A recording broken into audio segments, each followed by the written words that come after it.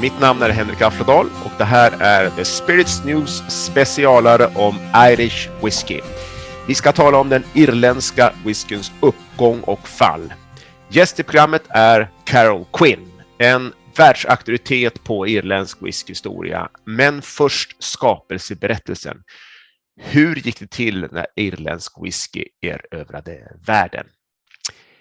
Irlands första whiskybaron, John Jameson, började bygga sitt imperium i slutet av 1700-talet. 100 år innan skottarna kom igång på allvar. 1786 så dyker John och Margaret Jameson upp i Dublin med sönerna John och William. Där lär de känna destillatören John Stein på Bow Street. Steins dotter Isabel och John blir kära och gifter sig. Och pappa John tar över driften av destilleriet som grundades 1780. Jamesons får Bow Street att växa. 1805 tar man över bolaget och döper om whiskyn till John Jameson and Son. Broder William tar över ett annat av Steins destillerier som ligger på Marrowbone Lane. Under 1800-talet ska det brittiska imperiet översvämmas av irländsk whisky. Och utlösande händelse är den farsot som 1863 drabbar de franska vingårdarna. Phylloxera vastatrix är namnet på vinlusen som angriper vinrankorna. Lusen togs oavsiktligt till Europa av engelska botanister som hämtat vinstockar från Amerika. På 15 år krympte vinproduktionen i Frankrike till en futtig femtedel. Visst är det trist att vinerna sinade, men värre var ju att konjaken på kort tid försvann. Hur som helst blev omställningen av dryckesvanorna dramatisk, särskilt i miljonstaden London, där konjak och gin dominerade. Försäljningen av Irish whisky tar ett rejält skutt uppåt och massor av mer whisky måste fram. På 1800-talet är Dublin ett globalt whiskycentrum. Dominanterna är John Jamesons Bow Street Distillery och John Powers John's Lane Distillery. De andra baronerna heter George Rowe på Thomas Street och William Jameson på Marrowbone Lane. Mellan sig kontrollerar bröderna Jameson halva Dublins whiskyreserv, över 8 miljoner liter. Vid det här laget dubbeldestilleras Jameson whiskyn i 4 jättelika pannor. 2 stycken wash stills på 110 000 liter och 2 low wine stills på 60 000 liter. Som en jämförelse rymmer idag en rejäl skotsk panna 20 000 liter.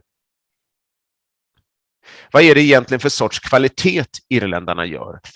Potstill whisky är ytligt sett en form av maltwhisky. Skillnaden är att det mältade kornet mixas med omältat korn. Och det här att blanda in omältad säd i receptet kommer av maltskatten som infördes år 1785. Det blev helt enkelt billigare att minska andelen malt i whiskyn. På landsbygden tog man vad som fanns i ladorna, från havre och vete till korn och råg, men i städerna höll man sig till kornet. Och den här nyordningen bet sig fast. Med tanke på de volymer som måste fram redan i slutet av 1700-talet hann man helt enkelt inte att mälta all säd. Faktum är att på 1880-talet så var det bara 2 av landets totalt 28 licensierade destillerier som gjorde maltwhisky på 100% mältat korn. Resten sysslade med potstill whisky. Kornboosten ändrade förstås karaktären på whiskyn. Det blev mer frukt i destillatet som samtidigt var lite oljigare. Helt enkelt en whisky som var lättare att tycka om jämfört med skottarnas rökiga Highland-variant. Men vinlusen är framförallt game changer för just den skotska whiskyn, alltså den nya scotch-varianten. Blended scotch liknar till det yttre potstill whisky, men här blandas den kostsamma helmaltwhiskyn ut i efterhand med nymodigheten grain whisky. Kokad i stora kolonnpannor och billig att framställa. 1880 och 90-talen är en underbar tid för brittiska whiskyfabrikörer. Rekord på rekord slås och på kort tid etablerar sig skotsk whisky på bekostnad av Irish, vars export dräneras i takt med konkurrentens framfart. Fåtalet stora irländska spelare får nu möta gryende koncerner som Dewar, Buchanan, Walker. Och irritationen i Dublin är stor eftersom man anser att de nya spelarna fuskar sig fram med sin billiga, lite sjaskiga whisky.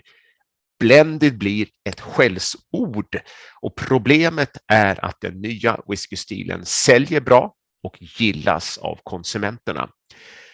Länderna hamnar helt enkelt på kollisionskurs på många plan.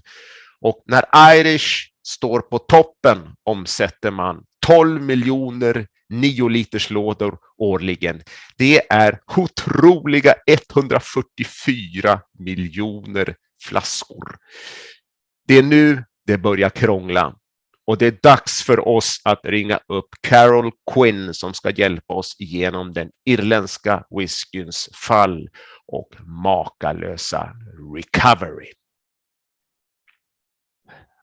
Welcome to the show, Carol Quinn. You are the archivist or historian at IDL, Irish Distillers Limited.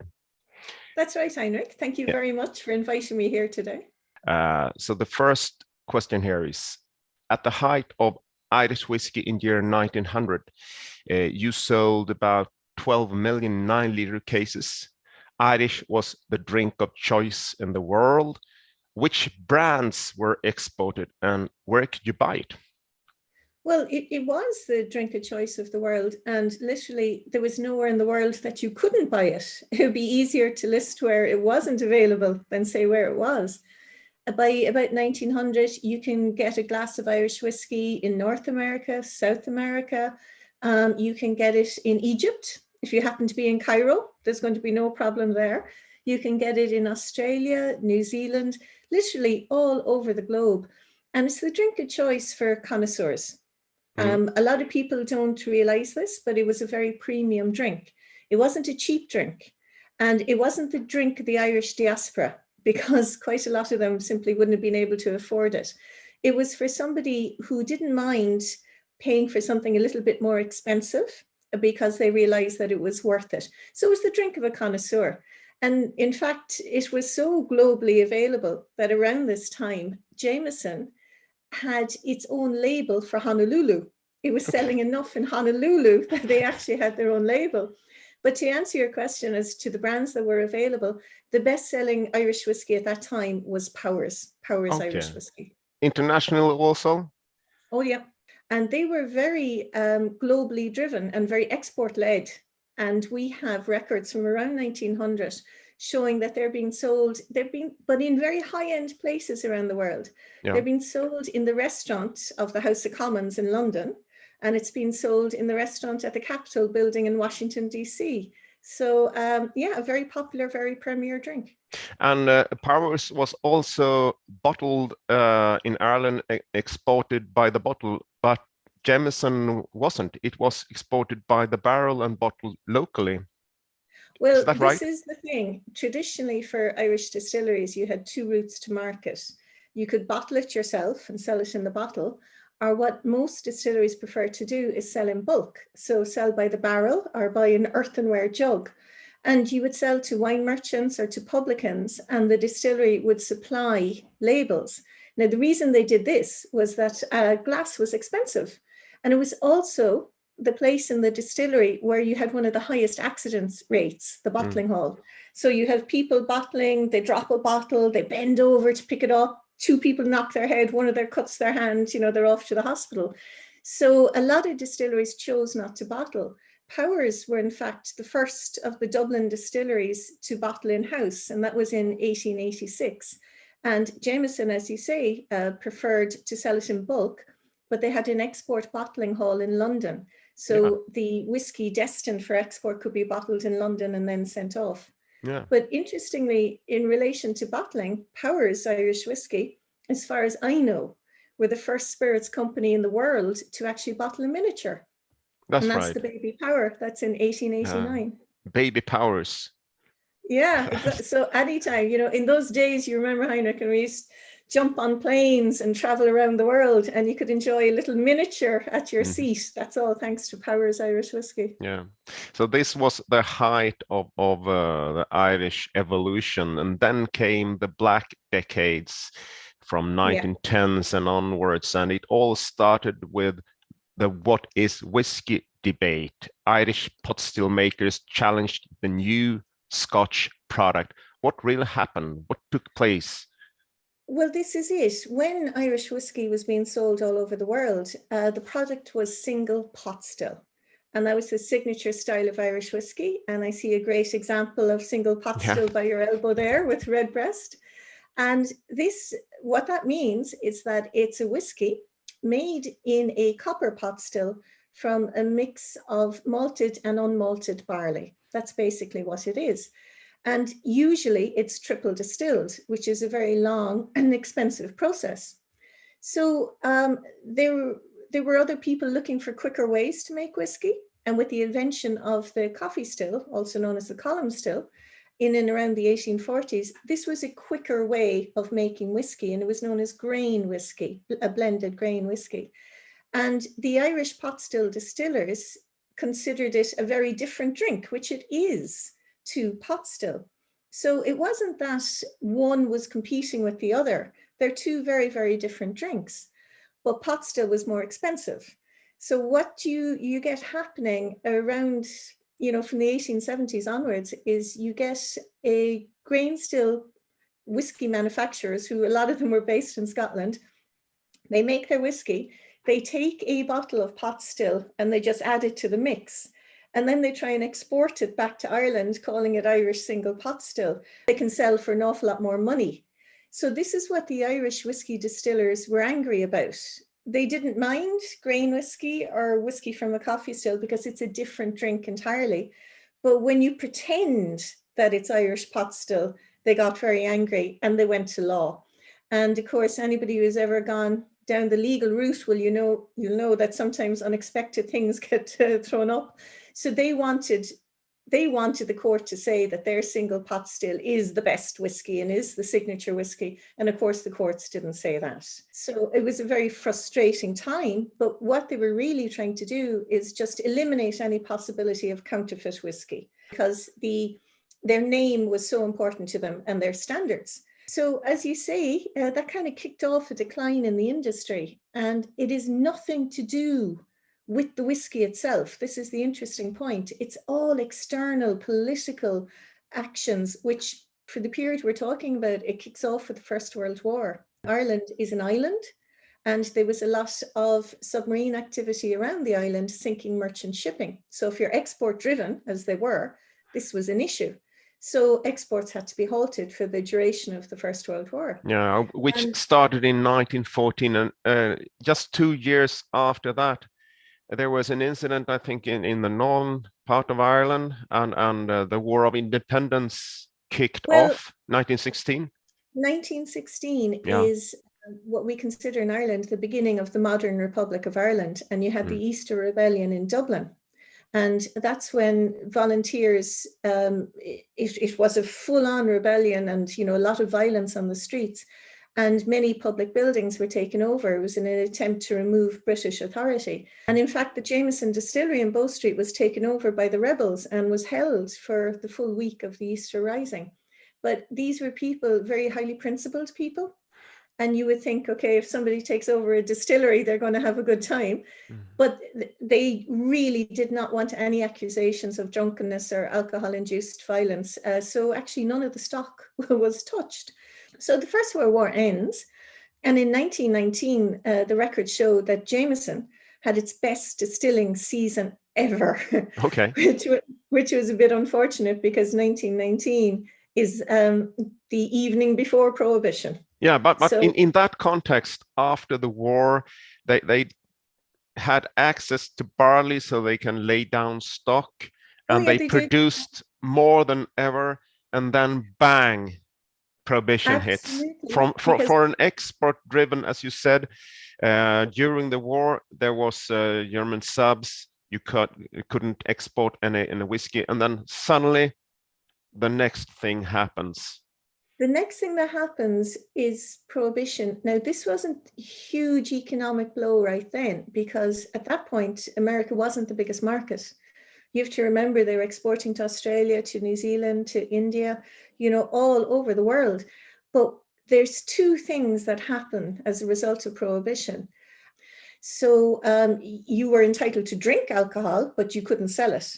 And so there was no point exporting. And the Irish distilleries at this point were all family owned and family run, including, the Jameson distillery. And these are very highly principled people. They were pillars of society. They did a lot of charitable work. They had no interest in breaking the law. They had no interest in trying to evade customs and dealing with bootleggers and dealing with criminal groups to try and get whiskey in. So they turned their back on the American market. Now, this meant that there was a demand for Irish whiskey. So what you get is bootleggers and moonshiners making their home spirit, calling it Irish whiskey because you could charge more for it, because traditionally it was an expensive drink. So for a generation of Americans, their first taste of what they believed to be Irish whiskey is this horrible rot gut. Yeah. And this is when you begin to hear things like, oh, I don't like Irish whiskey. It's a bit fiery. It's a bit burny. They're not drinking Irish whiskey. So that's a reputational damage.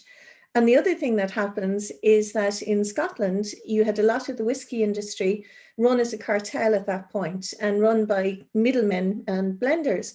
And they exported hugely to all the territories around the US, maybe didn't check too carefully on who their customers were. So the bootleggers are buying enormous amounts of Scotch, sneaking it into the country. So Scotch is readily available. Get a change in taste. People move away from Irish and they gravitate more towards Scotch. So that's really the long-term effect of prohibition. Yeah, and prohibition, in most cases, prohibition lasted 1 or 2 years around the world, but not in the USA.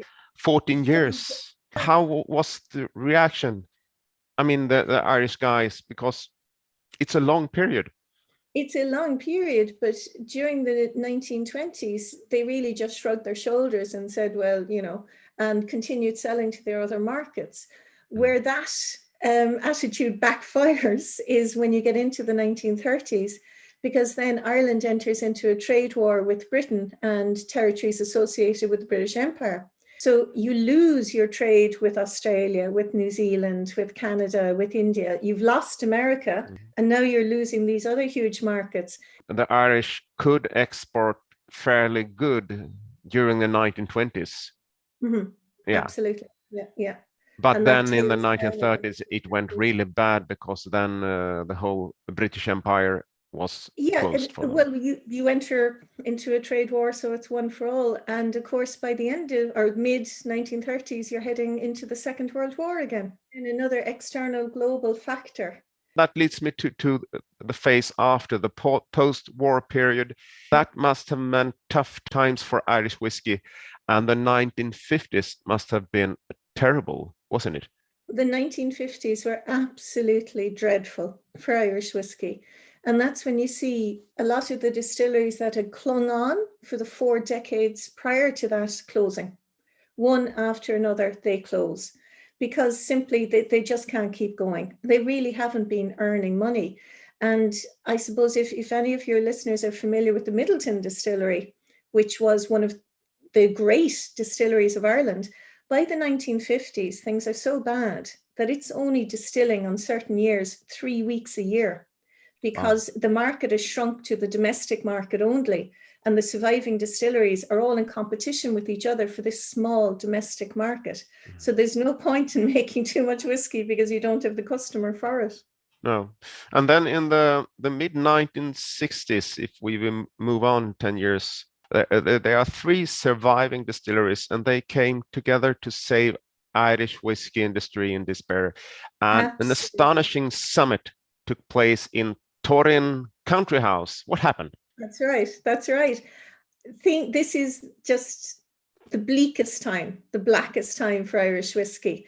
And as I mentioned, really, sales had shrunk to the domestic market. So from the golden age that we've been speaking about earlier, there's only 3 distilleries left operating. So in Dublin, you've got John Jameson and Son and John Power and Son. And in Cork, you've got the Middleton Distillery. And they're all family owned and family operated. They're being run by the descendants of their founders. And they realize that if they stay in competition with each other, they're going to wipe each other out.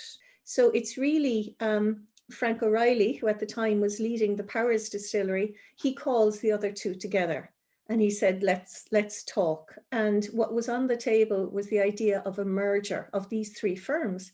Now, this wasn't something that was going to be easy to achieve. So exactly as you say, there had to be a lot of discussion. But again, this was very sensitive.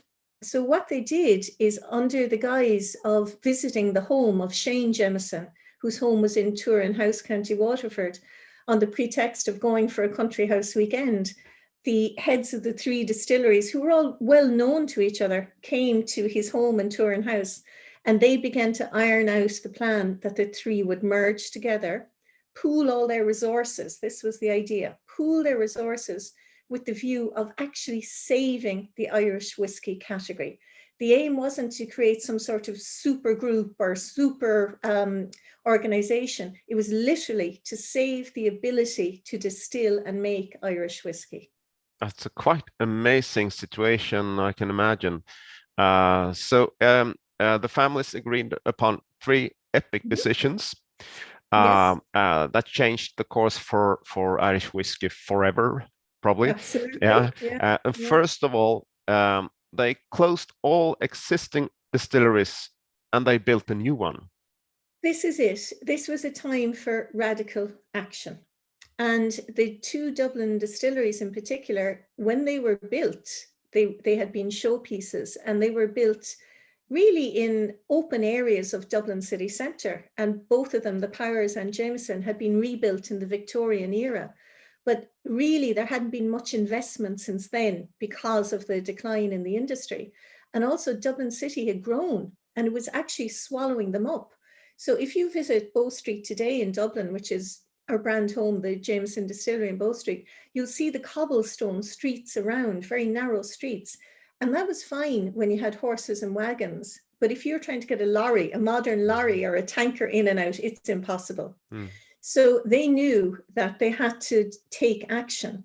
So very slowly, they wound down the 2 Dublin distilleries while keeping Old Middleton functioning. And they built on a greenfield site next to Old Middleton. There was a farm adjacent to it, so they had all the space they needed. They built the new Middleton Distillery in 1975. At its time, it was Europe's most modern distillation plant.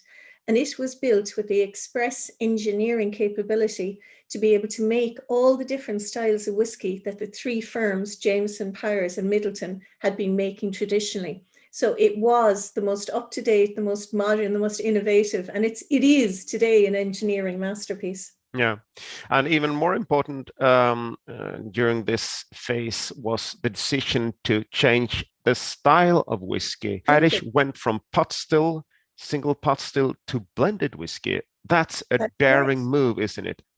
Everything was on the table, because they knew that, failure meant they were going to be wiped out. So there was nothing that they weren't going to try and re-engage the consumer with Irish whiskey. And tastes had changed over the intervening years, and customers were enjoying lighter, more blended whiskies. So the Irish distiller said, well, we can do this. We know how to do this. So in 1967, Powers moved from being a single pot still to becoming a blend. That went quite well. So in 1968, Jameson followed suit and became a blend. And that's the first time you see it bottled in the iconic green bottle, just over my shoulder there, that everyone knows today. And again, this was a hugely dangerous, innovative move. It could have gone wrong. But really, they were so future focused that they were going to try absolutely anything that could progress Irish whiskey. Which leads us to the third thing here. It's a severe economic situation. The three parties, they really don't have any money to expand the businesses, so they have to put all the marketing efforts, all the money behind one single brand. But which one? How did the discussion around we know the choice today, but in those days? What happened? Well, what they did, because again, the three component firms that joined to make Irish Distillers were all family owned and family run. So there was a lot of pride and passion and belief in their individual drinks. So they had to get external consultants because there was too much emotion tied up for the Irish distillers themselves. So they had adapted their drinks to become blends, and they now brought in external consultants and said, help us, give us a roadmap, show us what we need to do. And bear in mind that we don't have an awful lot of money to do it with. So they all said the same thing. And this is in the early 1980s. They all said the same thing, that you have to put all your marketing spend and all your effort behind one brand and let that spearhead a renaissance for Irish whiskey. And the brand that they all felt would be the most likely to have global appeal would be Jameson.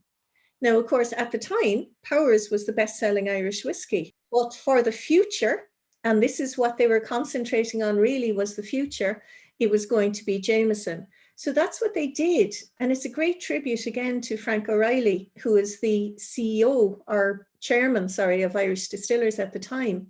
And he was a member of the Powers family, that he said, okay, this is good advice. We've paid for this advice. It'd be very foolish not to take it. But Let's go with Jameson. Let me break in. You say that Powers was really the biggest export brand in the 1800s, and then in this situation they still had that step ahead of Jameson. But how come they didn't choose Powers, which was selling better then? What is the secret behind Jameson then? Well, actually, at the time, it was the name. It was a name that people responded well to. It's a surname. It's the surname of John Jameson, who is the founder. The word power and the word powers had a lot of negative connotations when you translate it into different languages. At the time, early 1980s, you have the Iron Curtain beginning to come down, all of that, the word power, it didn't resonate. And this is the advice the consultants gave, is that name power. Wow. It all comes down to the name. That's interesting, really. Yeah, and the thing is that they're both great whiskies and they were being made by the same company. So, and the idea always was that what Jameson would do is just push the door open for the consumer, who could then look at the others. And, and there was a huge range waiting behind Jameson, to come out.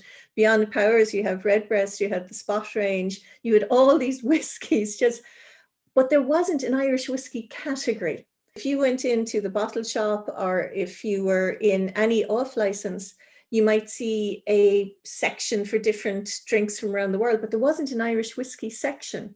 So it was the job of Jameson to reintroduce the whole concept of Irish whiskey to the world. And it did. I have to put the question to you, why Paddy's? Paddy's is a very nice name. It's even nicer, but was that kind of low profile, just Irish whiskey for Ireland, domestic whiskey? Or pretty much. At the time, pretty much. It was more the local whiskey. It didn't even have a huge sale all over Ireland. It was regionally specific, really. So it was down to the big city. It was down, boys to sell. Okay. So how did it go? Did exports pick up in the 1980s then? Slowly they did. But the issue is that the company really didn't have an awful lot of money for marketing spend. The coffers were empty after building New Middleton and reimagining the brands. There wasn't a lot left. And that all changes in 1988. And that's one of the game-changing dates for Irish whiskey. And that's when the firm Irish Distillers merges with Group Pernod Ricard, which is an international drinks company. And overnight, what Pernod Ricard gave to us was a distribution network, the ability to put Jameson on a shelf in so many countries around the world. And since then, the entire marketing strategy has simply been to give somebody a glass of Irish whiskey, give them a glass of Jameson and let them enjoy it and let them taste how good it is. But in the late 1980s, it was still the families, sitting in the board, and they was that an easy decision to make? No, the last family member was Shane Jameson, who retired in 1988. Yeah. So from about the 1990s onwards, you don't have the families involved anymore. And it becomes a lot more modern in its managerial outlook, which I think possibly helped. Yeah, good. And then also in the 1980s, you got a competitor. John Teeling started the Cooley distillery, which expanded the choice of Irish whiskey products. And today in Ireland, you have 39, perhaps 40 even distilleries. I checked this morning, 39 operational 39, yeah. So how do IDL look at competition? You have to go back to 1966 to the reason that Irish Distillers was created, which was to actually save the ability to make Irish whiskey. And the entire idea was that it would operate as an umbrella and that it would allow green shoots, it would allow new distilleries. And that's exactly what's happened. So we completely welcome all the new entrants because it's good for the consumer. It's good for the consumer to have choice. It's good for us to have competition. It makes you more agile. It makes you more aware, and it makes you perhaps more innovative. It's good all round.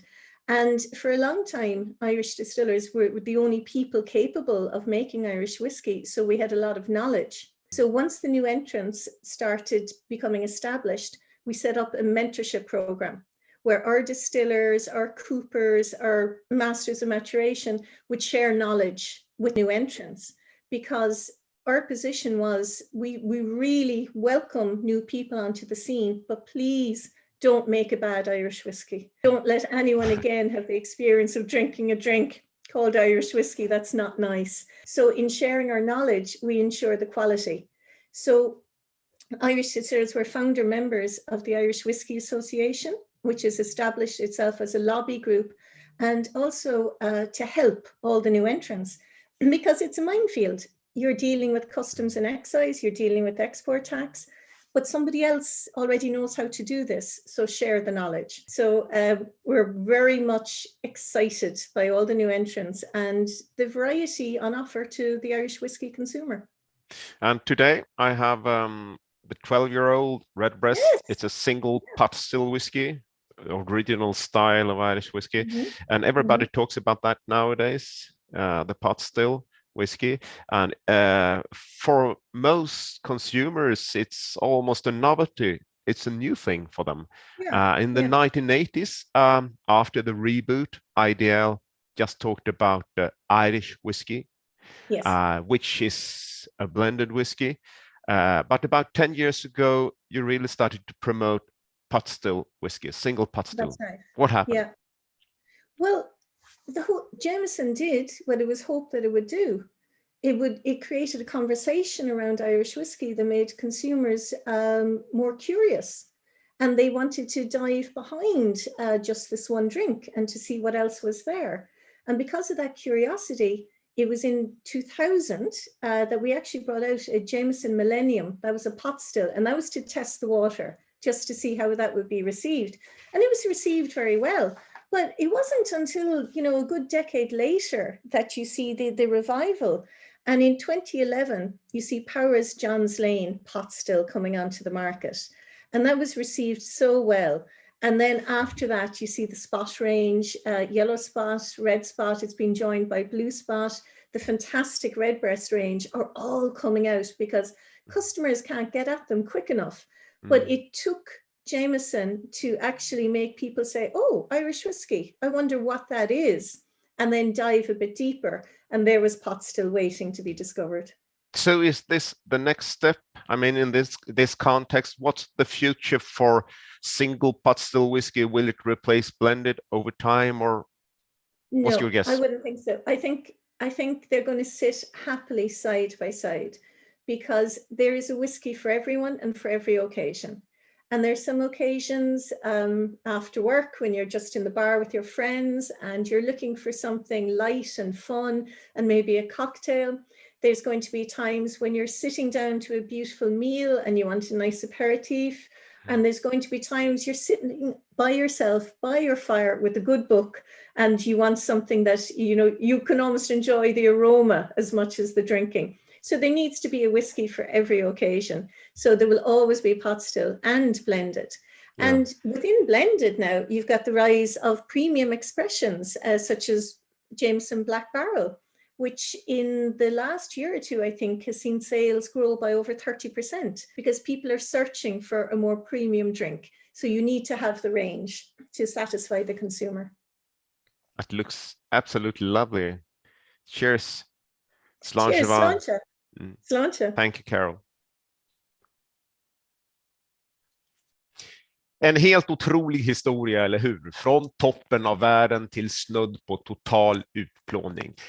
Samtidigt så är det svårt att se hur man kunde ha gjort annorlunda. Vägen mot undergången var liksom utstakad. Och den osannolika vändningen på 1960-talet då familjerna kom samman och 10 år senare byggde ett high-tech destilleri för att satsa allt på ett kort. Tidens exportfantom Powers sidsteppades och Jameson fick förtroendet på grund av att namnet funkade bra. Kom ihåg att 1988 rasade fortfarande det kalla kriget mellan superpowers som Sovjetunionen och USA. Hemma hos mig dricks det mycket malt whisky, men jag har alltid en potstill whisky i mitt barskåp. Från John's Lane till Green Spot och såklart Redbreast. Som den här, den 12-åriga bästsäljaren. Medelstor, ren, fyllig doft. Man kan direkt identifiera potstillstilen på honungstonen med inslag av maltsirap. Och bakom läder, kanske lite tobak, centralt fruktkaka med ett sting av citron. Det här är helt enkelt en classic pot still aroma.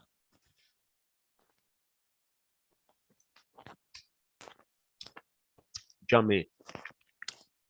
Rund, fyllig smak av potstill, honung och söt malt. Halvvägs färsk apelsin, lemonadtoner. Mot slutet tar sig fragranta trätoner ut. Lång eftersmak. Det är apelsinsaft, det är potthonung som blir fetare, oljig av mandelbiskvier, i basen ekfaner. Ja, verkligen en sipping whisky som man kan njuta av fokuserat eller bara smutta på i sociala sammanhang. Ska du bara ha en potstill whisky i barskåpet är det här din flaska. Men börjar man med Irish blir det flera. 15-åringen på 46% är nästa steg och snart har du barskåpet fullt. För Irish, det är framtidens whisky. De här 39 pannorna kommer att vräka skottarna över ända så småningom. Och Jameson är loket som drar tåget, precis som det var tänkt på 1970-talet. Och hade inte coronapandemin sänkt försäljningen globalt under 2020, då hade man sprängt ånyo den magiska gränsen 12 miljoner lådor. Tänk att det tog 120 år att återhämta sig. Och på den amerikanska marknaden, där man i början av 1900-talet dominerade, men där Scotch under efterkrigstiden tog över, är man på väg i fatt. År 2030, om 10 år alltså, förväntas Irish passera Scotch i försäljning. Det är väl något att se fram emot. Tills vi ses nästa gång. Sláinte is tonche.